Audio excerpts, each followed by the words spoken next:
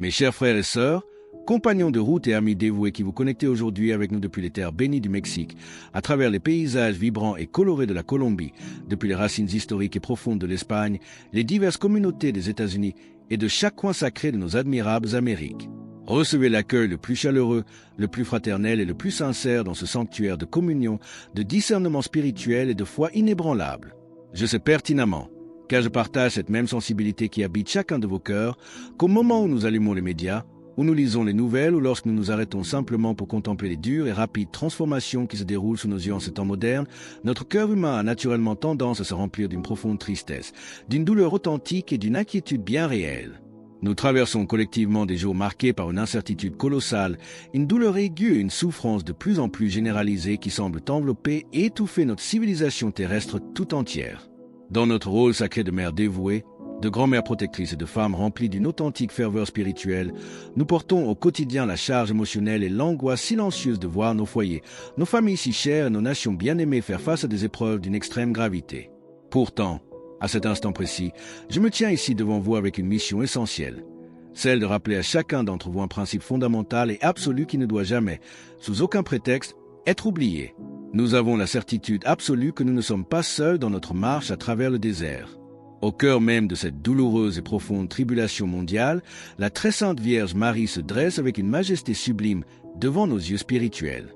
Elle se révèle comme notre phare suprême d'espérance, rayonnant sans cesse d'une lumière immaculée que les ténèbres du monde ne pourront jamais éteindre, enveloppant notre existence tout entière dans la chaleur infinie de son amour maternel et miséricordieux.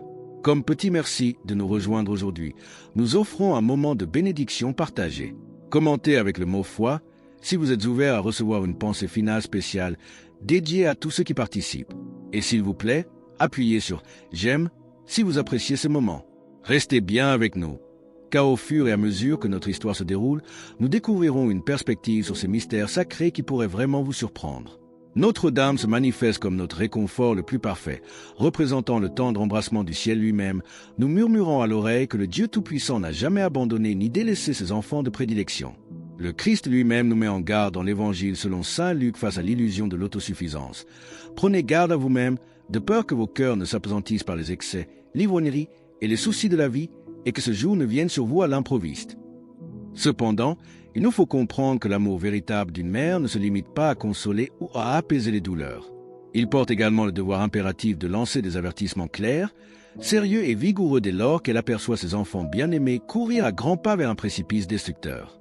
C'est pour cette raison d'une urgence absolue que je viens aujourd'hui partager avec vous un avertissement de la plus haute gravité. Un message d'urgence révélé lors des apparitions prophétiques de Medjugorje. Le cœur lourd face au sérieux de cette annonce, je ressens l'obligation spirituelle de vous transmettre que ces révélations mystiques pointent directement vers le déclenchement imminent d'une tragédie de proportions colossales. Nous ne faisons pas face à un événement isolé, à une crise économique passagère ou à un conflit localisé dans une région spécifique du monde. Selon les conseils et les paroles prononcées par notre Mère Céleste, cet événement d'un impact profond sera déclenché sur le territoire des États-Unis. Mais comment ce bouleversement parviendra-t-il à franchir les frontières pour ébranler l'humanité tout entière? Selon les orientations directes et les paroles solennelles prononcées par notre Mère Céleste lors de ses apparitions, cet événement au retentissement colossal prendra naissance au sein du territoire des États-Unis. Toutefois, ces conséquences dévastatrices ne resteront pas sagement confinées à l'intérieur des frontières américaines. Ces effets colossaux traverseront les limites territoriales, franchiront les vastes océans et atteindront des continents entiers, se propageant de manière inévitable dans chaque recoin, chaque village, chaque grande métropole et chaque ville de notre globe. Ce sera un bouleversement d'une telle magnitude qu'il ébranlera profondément les structures mêmes et les fondations de notre monde, exactement telles que nous le connaissons aujourd'hui. Mais je vous demande de m'écouter avec la plus grande révérence et une attention spirituelle totale, mes sœurs bien-aimées et chers amis. Ce message prophétique n'a pas été accordé par les autorités célestes pour paralyser nos êtres par la peur, pour propager une panique généralisée ou pour permettre à l'énergie destructrice du désespoir de s'emparer de nos foyers et de nos esprits. Bien au contraire, cette annonce solennelle doit être reçue comme un appel d'amour maternel d'une urgence extrême, exhortant nos esprits à s'éveiller une fois pour toutes du lourd sommeil de la léthargie et de l'indifférence. La race humaine n'a plus le luxe de gaspiller un temps précieux, si généreusement accordé. En restant immergé dans la tiédeur morale, le matérialisme aveugle et l'oubli systématique des lois divines. À cet instant précis, le royaume des cieux nous adresse une invitation formelle à entrer dans une réflexion profonde, honnête et courageuse concernant la conduite quotidienne de nos vies, la qualité de nos choix personnels et la profondeur réelle de notre relation intime avec Dieu. Le moment est venu de renoncer définitivement à l'égoïsme stérile qui nous divise, nous isole et affaiblit nos familles, pour nous unir avec une vigueur et une cohésion jamais vues dans l'histoire à travers une chaîne incassable de prières d'intercession et de solidarité fraternelle réciproque. L'Écriture sainte, dans le livre du prophète Ésaïe, nous rappelle ses promesses de force et de stabilité pour ceux qui s'appuient sur le Seigneur. Les fortifications de tes hautes murailles, il les renversera, il les humiliera, il les jettera par terre, jusque dans la poussière. Mais celui qui espère en l'Éternel renouvelle sa force. Ésaïe 25, 12/40, 31. La préparation que le moment présent exige de chacun d'entre nous ne repose pas sur l'anxiété de dernière minute ou sur des actions désespérées et désordonnées. Elle se fonde plutôt sur la construction patiente d'une foi vivante, efficace, dynamique et pleinement active. Face à ce scénario si difficile qui se dessine, comment devons-nous répondre concrètement à l'appel qui se profile à l'horizon de nos vies? Quels sont en réalité les outils spirituels et pratiques que la très sainte Vierge a placés à notre entière disposition pour préserver l'intégrité de nos enfants bien-aimés, protéger l'innocence de nos petits-enfants et assurer la survie spirituelle de nos communautés? Pour faire face à la tempête qui assombrit déjà de manière visible l'horizon des temps modernes, le royaume céleste ne nous a pas laissé sans défense ni protection dans l'arène de ce monde. Au contraire, il nous a fait don d'une armure totalement indestructible, d'un bouclier de protection absolu forgé directement dans le brasier ardent de la divine miséricorde.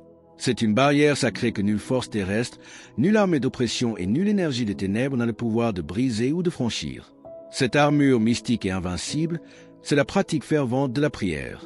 Et quand je parle de prière, je ne fais aucunement référence à cette récitation mécanique, froide et superficielle née d'une simple habitude sociale, d'une obligation culturelle ou d'une léthargie spirituelle, où des mots vides sont répétés sans que le cœur n'y prenne jamais part.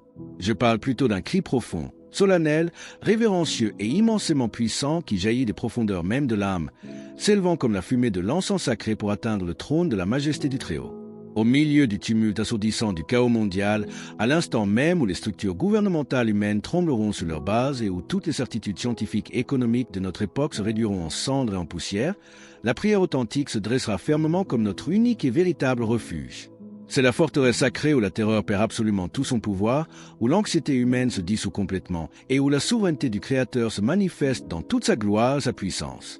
En tant que femme de foi, investie de la mission divine de servir de gardienne spirituelle et de sentinelle de paix pour nos maisons, nous sommes appelés par un dessein d'en haut à élever ce mur invisible de protection, ce rempart indestructible de grâce et de bénédiction que ni la plus féroce des calamités ni le vent de destruction le plus dévastateur ne pourront jamais renverser. Le Christ a scellé cette force inaltérable par sa promesse dans l'Évangile selon saint Jean. « Je vous laisse la paix, je vous donne ma paix. Je ne vous la donne pas comme le monde la donne. Que votre cœur ne se trouble point et ne s'alarme point. » Jean 14:27.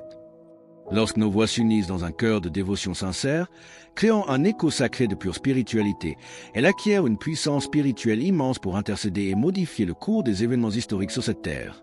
Le ciel s'est manifesté de manière claire, sans équivoque et à maintes reprises à travers les avertissements prophétiques donnés aux voyants. En ces temps, il ne suffit plus de prier uniquement pour notre propre salut individuel ou de rechercher seulement la sécurité matérielle et spirituelle de nos familles immédiates. Le poids et la responsabilité de l'intercession universelle reposent désormais lourdement sur nos épaules. Comment nos supplications doivent-elles s'élargir pour embrasser les nations en crise et les âmes les plus délaissées? Nous sommes appelés à déployer le manteau protecteur de notre foi et de nos sacrifices sur toutes les nations qui oscillent aujourd'hui au bord d'un terrible abîme moral et social, menacées par la fragmentation politique, le spectre persistant de catastrophes naturelles dévastatrices et une polarisation haineuse qui déchire le tissu même de la coexistence humaine. Il est urgent et nécessaire d'élever dans nos prières quotidiennes des nations spécifiques qui mènent actuellement des combats cruciaux. Nous devons prier pour le Mexique, qui crie les larmes aux yeux pour obtenir une paix durable à l'intérieur de ses frontières et pour voir la fin de la violence qui fauche tant de vies innocentes. Nous devons intercéder pour l'Argentine, qui cherche une lueur de lumière divine et de stabilité au milieu d'une profonde et douloureuse incertitude socio-économique. Nous devons nous souvenir du Chili, dont les fondations physiques et sociales sont régulièrement éprouvées par des bouleversements naturels et des épreuves rigoureuses. Et nous devons supplier pour Israël, qui se dresse aujourd'hui comme l'épicentre géographique d'une blessure historique ancienne, une blessure qui saigne de nouveau douloureusement sous les yeux étonnés et impuissants de l'humanité. Si ce message résonne profondément en vous et que vous vous sentez poussé à affirmer votre foi en cet instant, partagez Amen dans les commentaires ci-dessous. Chaque Notre Père récité avec un cœur brûlant de foi, chaque Je vous salue Marie prononcé avec une véritable ferveur mystique agit sur le plan invisible comme une ancre de salut jetée directement depuis les fenêtres du ciel pour soutenir la dignité de ces peuples face au flot incessant de destruction, d'égoïsme et de discorde.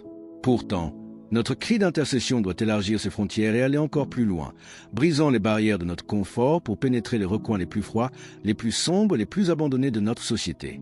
La majesté et la noblesse de la prière chrétienne exigent que nous soyons capables d'élever nos voix pour les plus vulnérables des créatures de Dieu, ceux qui sont devenus totalement sans voix au milieu du fracas assourdissant des tragédies humaines. Je vous demande, avec toute la sincérité de mon âme, que dans la solennité silencieuse et le calme sacré de vos maisons, vos supplications quotidiennes embrassent avec ferveur les malades et les infirmes qui affrontent le mystère de la mort dans des lits marqués par l'abandon, les pauvres qui luttent contre le fléau de la faim chronique, et les enfants orphelins qui errent sans but au milieu des ruines matérielles et morales d'un monde égoïste qui semble avoir perdu sa capacité de compassion. C'est précisément au cœur de l'immense fragilité et de la souffrance de nos frères les plus humbles que notre prière se transforme en un baume réparateur miraculeux, attirant instantanément le regard paternel du Créateur pour que sa justice providentielle et sa consolation divine descendent sur ces dures réalités. De la même manière, ce bouclier spirituel collectif doit impérativement et immédiatement, sans un instant de retard, envelopper la vie et l'esprit des personnes qui tiennent actuellement les rênes des destinées géopolitiques de la Terre. Ces hommes et ces femmes qui occupent des fonctions gouvernementales, qui signent des décrets et votent des lois marchent trop souvent plongés dans un aveuglement spirituel périlleux. C'est une illusion née directement de l'ivresse du pouvoir temporel, de l'orgueil politique et de l'arrogance mondaine, entraînant des millions d'âmes innocentes vers le précipice des souffrances causées par la guerre, l'injustice sociale et la misère.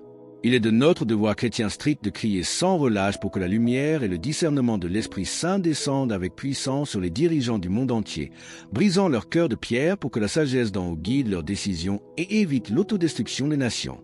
Mes chers enfants, approchez vos cœurs du mien et écoutez cette mère qui ne cesse de veiller sur chacun d'entre vous.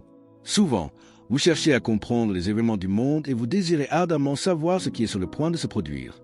Mais je vous dis que la plus grande préparation ne consiste pas à découvrir des dates ou à tenter d'élucider chaque mystère de l'avenir. La véritable préparation s'accomplit lorsqu'une âme décide de demeurer fidèle à Dieu en tout temps, que ce soit dans les moments de joie ou dans les périodes d'épreuve. Et si un signe grandiose apparaît devant l'humanité et que beaucoup se laissent surprendre, ne permettez pas à vos cœurs d'être envahis par la peur. Les signes n'existent pas pour détruire l'espérance des enfants de Dieu, mais pour réveiller ceux qui se sont endormis spirituellement. Beaucoup ne commenceront à tourner leur regard vers le ciel pour chercher des réponses que lorsqu'ils réaliseront que les certitudes de ce monde sont fragiles. Vous, cependant, n'attendez pas qu'un événement extraordinaire se produise pour fortifier votre foi. Fortifiez-la dès aujourd'hui, alors que vos cœurs peuvent encore choisir librement le chemin du Seigneur. L'Écriture sainte, à travers la première épître à Timothée, nous rappelle cette obligation stricte. J'exhorte donc, avant toute chose, à faire des prières, des supplications, des requêtes, des actions de grâce, pour tous les hommes, pour les rois et pour tous ceux qui sont élevés en dignité, afin que nous menions une vie paisible et tranquille, en toute piété et honnêteté. Il y aura des moments où beaucoup auront l'impression qu'une grande obscurité s'abat sur l'humanité entière. Cette obscurité se manifestera par un manque cruel d'amour, une perte d'espérance, une confusion profonde des esprits et un éloignement progressif de la présence divine. Beaucoup marcheront comme des égarés parce qu'ils se sont appuyés uniquement sur leurs propres forces humaines et ont oublié de rechercher la lumière du Christ. C'est pourquoi je vous demande aujourd'hui de garder vos esprits constamment tournés vers mon Fils. Ne permettez pas à vos pensées d'être nourries par le désespoir. L'ennemi, c'est qu'un cœur rempli de peur perd facilement sa paix intérieure et qu'une âme privée de paix devient vulnérable aux illusions et aux tromperies de ce monde. Comment devons-nous alors préserver nos pensées et discerner les pièges qui menacent notre paix intérieure? Pour préserver votre paix intérieure, chers enfants, gardez vos pensées des voix qui sèment la haine, la division et le découragement. Le monde parle sans cesse, mais toutes les voix ne conduisent pas à la vérité.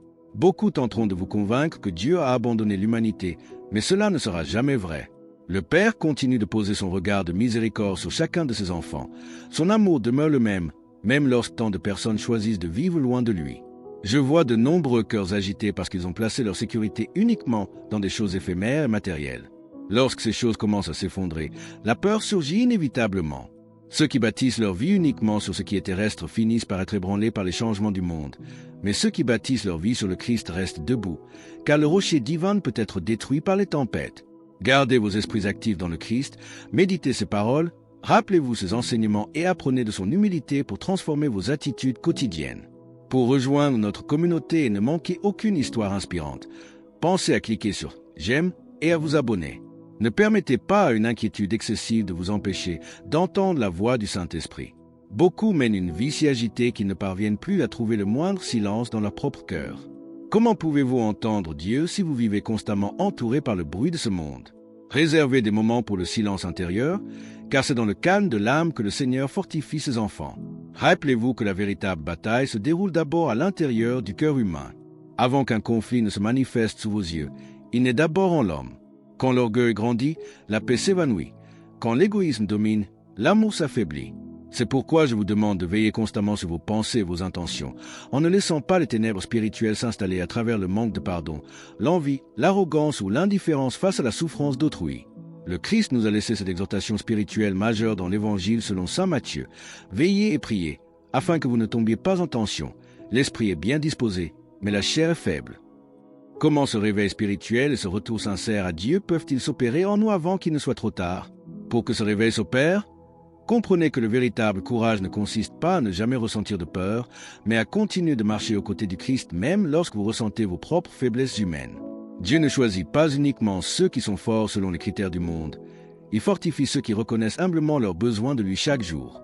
Lorsque vous rencontrez des personnes découragées, n'ajoutez pas à leurs souffrances par des paroles de condamnation, mais apportez-leur l'espérance en leur parlant de la miséricorde divine. Rappelez-vous que personne n'est définitivement perdu tant qu'il subsiste un désir sincère de revenir au Seigneur. Beaucoup de distractions surgiront pour vous éloigner de ce qui compte vraiment, offrant des promesses de bonheur rapide et des solutions faciles.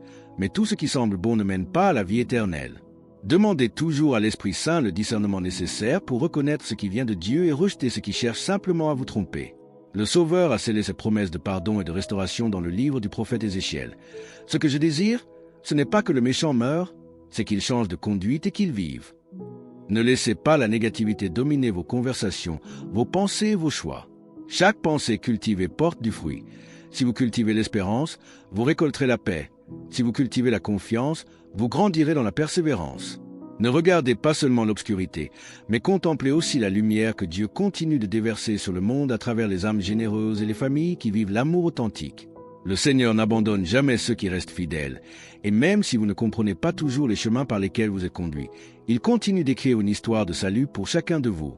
Avancez sans perdre espoir, vivez fidèlement le moment présent en saisissant chaque occasion d'aimer, de servir et de pardonner. Si le monde semble enveloppé de grandes ténèbres, rappelez-vous qu'aucune ombre ne peut éteindre la lumière du Christ, et que quiconque reste uni à lui ne marchera jamais entièrement dans l'obscurité. Alors que nous concluons sur cette certitude du triomphe final du Christ, nous vous invitons à déclarer votre foi. Commentez « Jésus est roi ci-dessous » pour affirmer cette vérité avec nous. Et votre parcours ne doit pas s'arrêter ici. Cliquez sur la vidéo qui apparaît maintenant sur votre écran pour un autre message puissant que nous avons préparé pour vous.